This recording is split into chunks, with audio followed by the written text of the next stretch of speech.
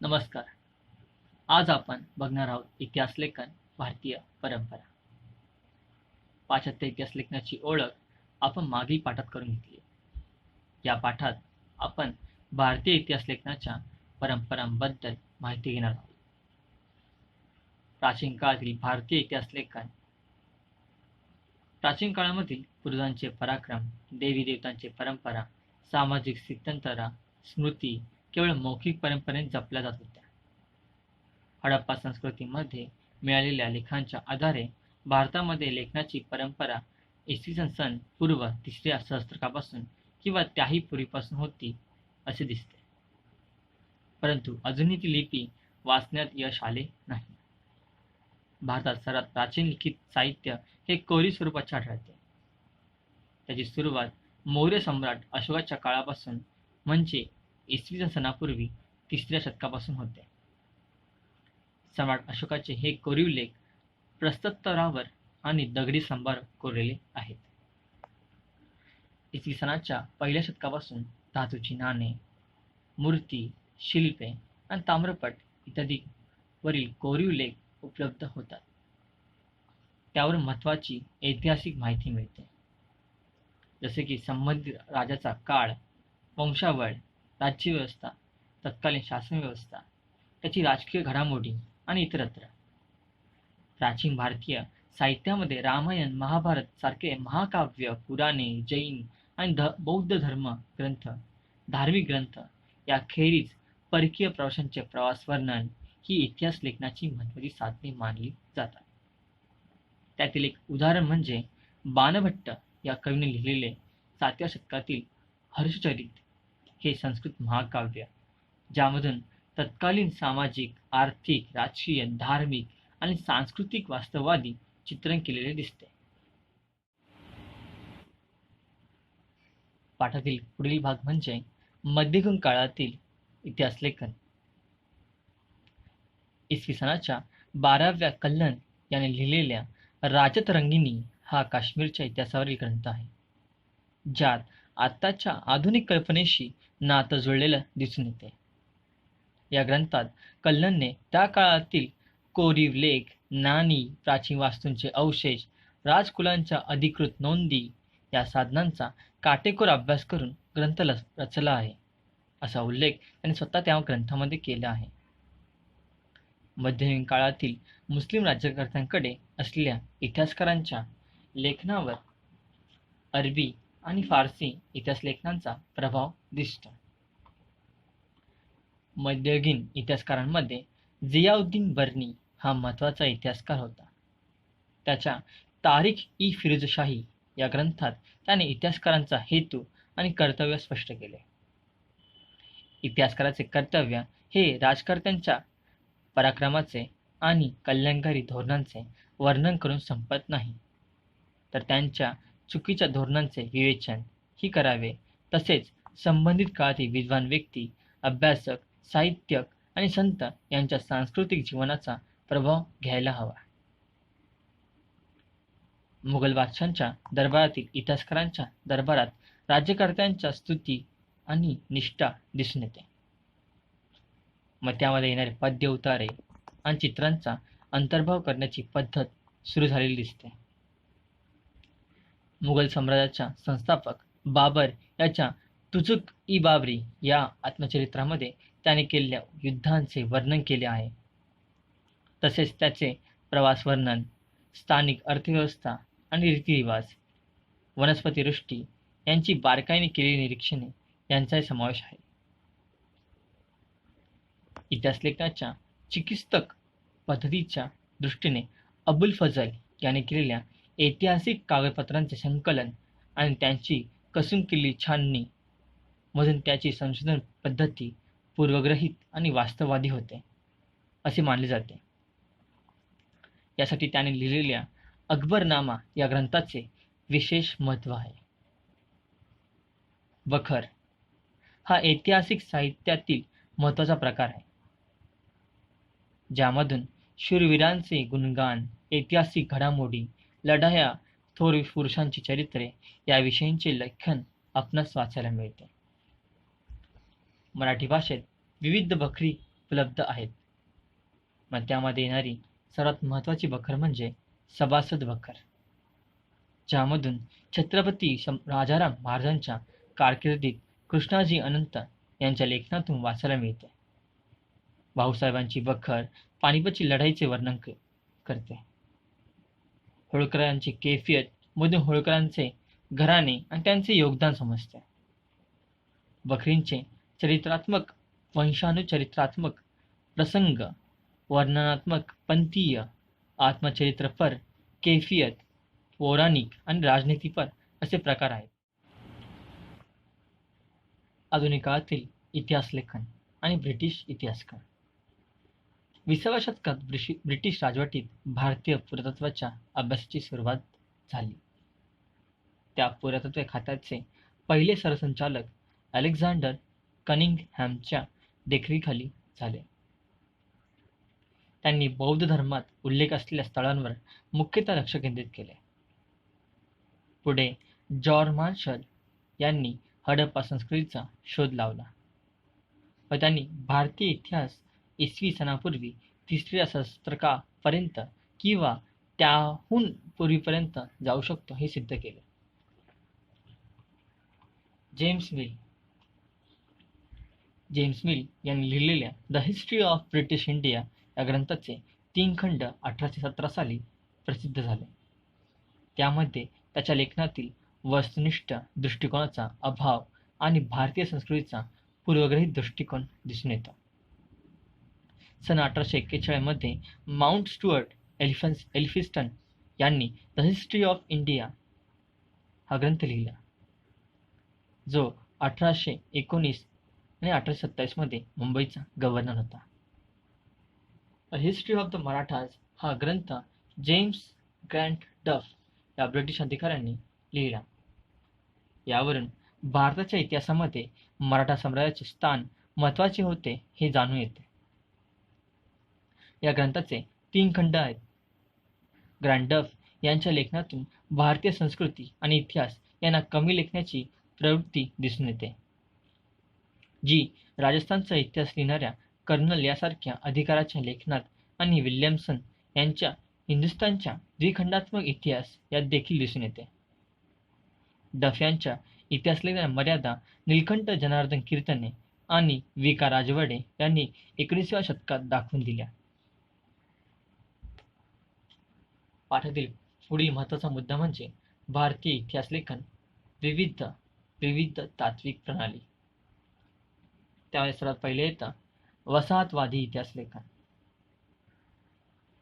भारतीय इतिहासाचा अभ्यास व लेखन करणाऱ्या इतिहासकारांमध्ये प्रामुख्याने ब्रिटिश व ख्रिश्चन धर्मप्रसारकांचा अंतर्भाव होता.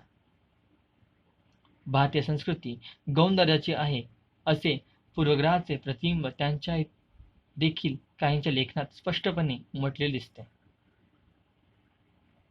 त्याचे उत्तम उदाहरण म्हणजे 1922 ते 1937 च्या मध्ये प्रसिद्ध केलेल्या केम्ब्रिज हिस्ट्री ऑफ इंडिया या ग्रंथात दिसून येते. त्याचे पुढे 5 खंड झाले.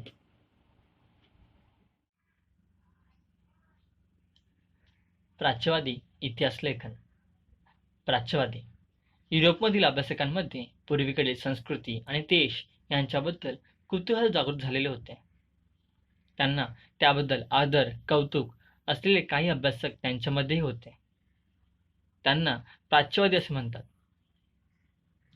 प्राच्यवादी अभ्यासकांनी संस्कृत आणि युरोपीय भाषांमधील साधर्म्याचा अभ्यास केला. मते, वैदिक वाङ्मय आणि संस्कृत साहित्याचा अभ्यास करण्यावर प्राच्यवादी विद्वानांचा भर होता. त्यातून त्या भाषेची जननी असणारी एक प्राचीन इंडो युरोपीय भाषा होती अशी कल्पना मांडली गेली. इसवी सन 1784 मध्ये सर विल्यम जोन्स यांनी कोलकाता येथे एशियाटिक सोसायटीची स्थापना केली, ज्याद्वारे प्राचीन भारतीय इतिहास अभ्यासाला चालना मिळाली. प्राचीन अभ्यासकांमध्ये फ्रेडरिक मॅक्स म्युलर या जर्मन अभ्यासकाचा संस्कृत भाषेत विशेष रस होता. त्याच्या संस्कृत भाषा ही इंडो युरोपीय भाषा गटातील अतिप्राचीन शाखा होती. त्याने हितोपदेश या संस्कृत ग्रंथाचा जर्मन भाषेत the secret books of the west या नावाने अनुवाद करून त्याचे 50 खंड संपादित केले. तसेच त्याने ऋग्वेदाचेही जर्मन भाषेत भाषांतर करून घेतले आणि त्याचेही 6 खंडांमध्ये प्रसिद्ध केले. अलीकडच्या काळात प्राच्य विद्यावंतांच्या लेखनामागील छुपे साम्राज्यवादी हितसंबंध प्रकाश आणण्याचे काम एडवर्ड सईद या विद्वानाने केले. पुढे आहे राष्ट्रवादी इतिहास लेखन. 19व्या आणि 20व्या शतकामध्ये इंग्रजी शिक्षण पद्धतीमध्ये शिकून तयार झालेल्या इतिहासकारांच्या लेखनामध्ये भारताच्या प्राचीन वैभवाचा अभिमान आणि भारतीयांची आत्मजाणीव जागरूक करण्याकडे असलेला कल दिसतो. त्यांच्या लेखनास राष्ट्रवादी इतिहास लेखन असे म्हणतात. राष्ट्रवादी इतिहासकारांकडून ब्रिटिश अधिकाऱ्यांकडून लिहिण्यात आलेल्या प्राचीन भारतीय इतिहासाला विरोध करण्यात आला. त्याची सुरुवात महाराष्ट्रात विष्णुशास्त्री चिपळूणकर यांच्यापासून झाली. काही राष्ट्रवादी इतिहासकार म्हणजे महादेव गोविंद रानडे, रामकृष्ण गोपाळ भांडारकर, विनायक दामोदर सावरकर, राजेंद्रलाल मिश्र, रमेशचंद्र मुजुमदार, काशीप्रसाद जयस्वाल, वासुदेव विष्णू मिराशी, आनंद सदाशिव आळतेकर हे होते. त्यातील विका राजवाडे, ज्यांचं भाषाशास्त्र, उत्पत्ती, व्याकरण या विषयावर संशोधन करणे तसेच मराठी भाषेत लेखन करणारे इतिहासकार म्हणून राजवाडे प्रसिद्ध होते. मराठ्यांची इतिहासी साधने हे शीर्षक असणारे 22 खंड संपादित केले, ज्यांची प्रस्तावना अत्यंत अभ्यासपूर्वक होती. इतिहास म्हणजे भूतकालीन समाजाचे सर्वांगीण समग्र जीवनदर्शन, केवळ राजकीय घडामोडी, सत्तांतरासाठी केलेली कटकारस्थाने आणि युद्धे यांच्याच हकीकत नव्हते, असे यांचे मत होते. स्वातंत्र्यवीर सावरकर. स्वातंत्र्य लढ्याला प्रेरणा देण्यासाठी राष्ट्रवादी इतिहास लेखनाचा उपयोग झाला. त्यामध्ये स्वातंत्र्यवीर दा सावरकरांनी लिहिलेले the Indian war of independence 1857 1857चे स्वातंत्र्य समर या पुस्तकाचे विशेष महत्त्व आहे. राष्ट्रवादी इतिहास लेखनामुळे प्रादेशिक इतिहास लेखनाला चालना मिळाली.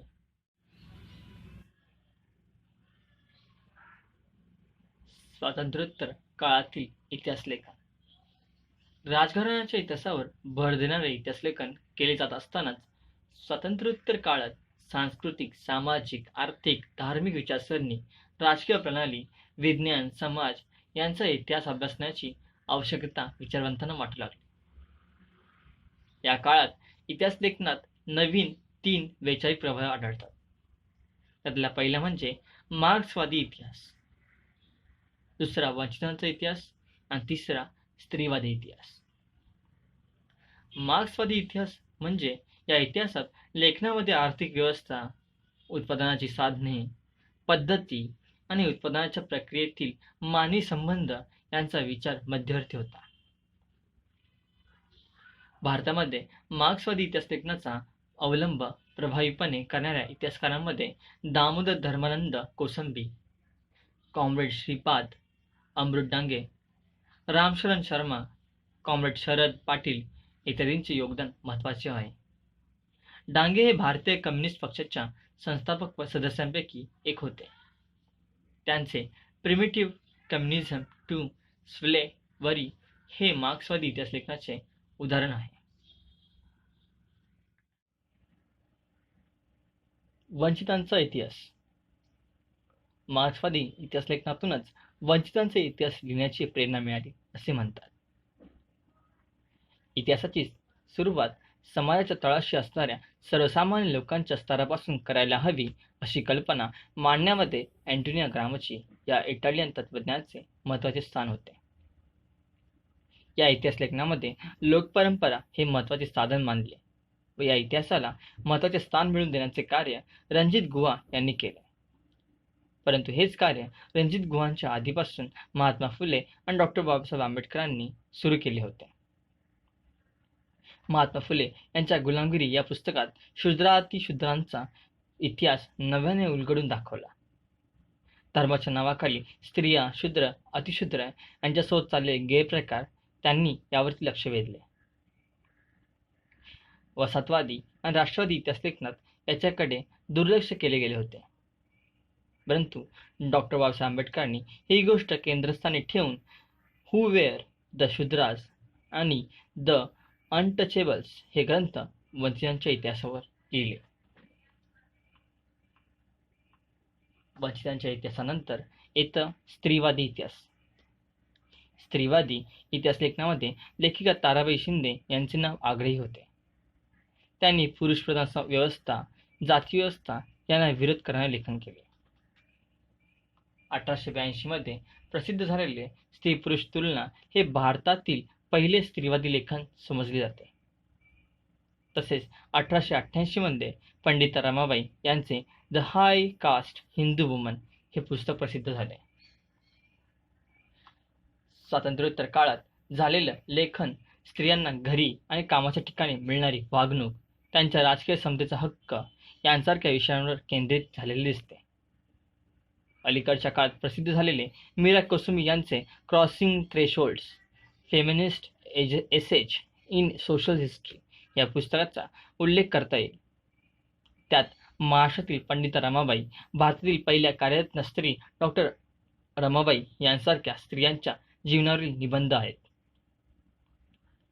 शर्मिला रेगे यांच्या writing caste, writing gender, reading Dalit women's testimonies यामध्ये दलित स्त्रियांच्या आत्मचरित्रावर त्यांनी लिहिलेल्या निबंधाचे संकलन आहे. अशा प्रकारे आज आपण भारतीय इतिहास लेखनावर भारतात उद्याला आलेल्या सामाजिक राजकीय चळवळींचा प्रभाव होता असे जाणून पाहिले. त्याचबरोबरीने भारतीय इतिहास लेखनाची परंपरा स्वतंत्रपणे आणि समृद्धरित्या विकसित होत गेलेली दिसून येते. अशा प्रकारे आज आपण हा धडा संपत आहोत. धन्यवाद हा व्हिडिओ पाहण्यासाठी. कृपया लाईक, शेअर आणि कमेंट करायला विसरू नका. तुम्ही आम्हाला इंस्टाग्रामवर देखील फॉलो करू शकता. आमचा इंस्टाग्राम ID आहे amor.tutorials.